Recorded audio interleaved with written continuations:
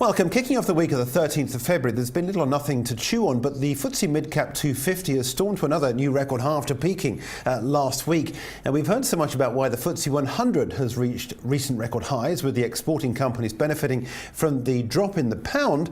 But what's behind this mid-cap move? Well, part of it is the growing belief that triggering Article 50 next month won't be the big negative event that many had been expecting, just as the referendum last June wasn't the negative event that some had been fearing.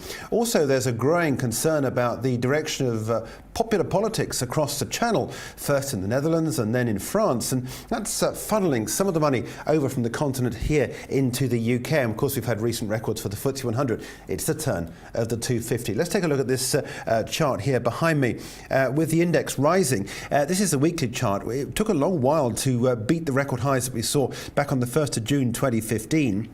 This pullback, and here we are now with the records that we've seen on a weekly move. You can see last week's strong performance last week. Here we are now with this new high today. Let's take a look at the daily chart. The FTSE 250, you can see quite clearly, has been trading in this channel, and we're getting towards the top end of that with a nice healthy green candle again for today's session. We are overbought, but don't worry too much about that. Last time we were overbought, yes, was a little bit of a pull-off, but what overbought can mean on a relative strength index, or the RSI, it can mean that it's just basically confirming the trend, and we've got this upward trend here at the moment.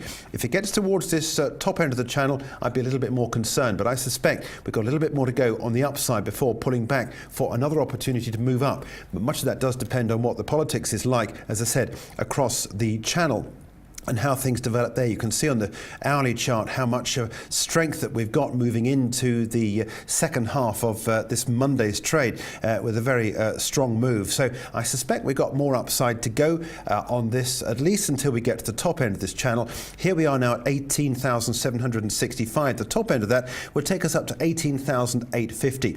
The bottom side of this channel, well, we'd have to get through these points of support here with the moving averages before we get to the bottom, which is at 18,250. But at the moment, at least, things looking good for the FTSE 250 and a continuation of this recent uptrend.